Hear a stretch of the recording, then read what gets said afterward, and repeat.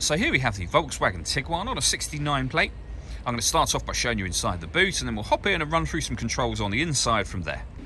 As we approach the back of the car, you can see we have reversing sensors, plenty of boot space as well, along with the 3 individually folding rear seats should you wish to increase this space even further. Okay, now that we're inside the car, we're going to start with the dials. On the far left-hand side, we have the coolant temperature gauge.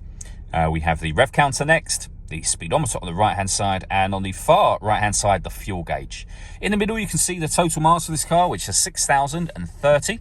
You can change the way that the information is displayed up there by using buttons on the steering wheel. So there are certain different types of display, as you can see. You can also change the information that's displayed within that central section. You've got various menus, so navigation, audio, your phone, vehicle status, and driving data. And from within each menu, you also have various different bits of information. So for example, digital readout for the speedometer if you wish to have that one there.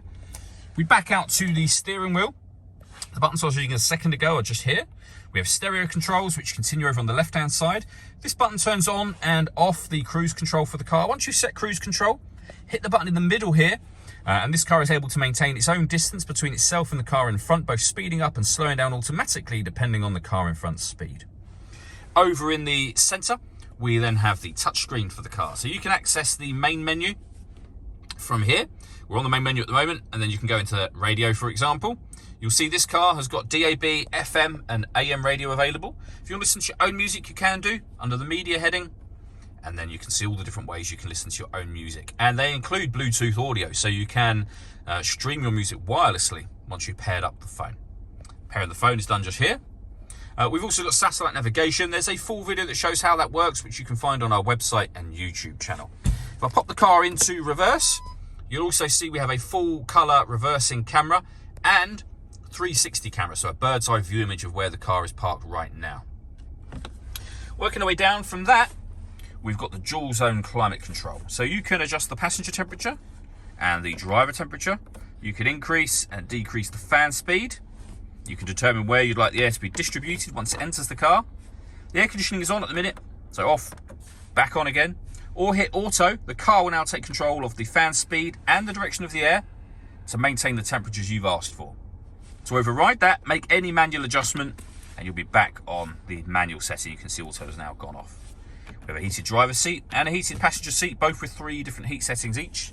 Underneath that, we have 2 USB inputs, auxiliary, and a 12-volt charging socket. The gear lever for the fully automatic gearbox. Next to which, we have the button to start and stop the engine with an electronic handbrake with auto hold function. Over here, we can adjust the different parking camera views. This car's got autonomous parking, so it's able to park itself.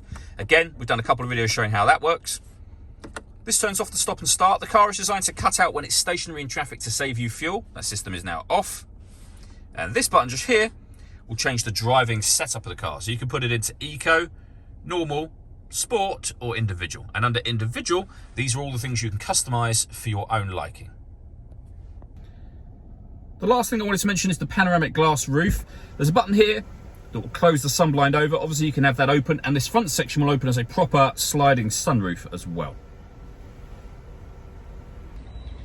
All that leaves me to say is thank you for taking the time to watch this video. If you'd like to come and see the car in person and have a test drive, please feel free to call any of our MJA sites. We'd love to hear from you soon.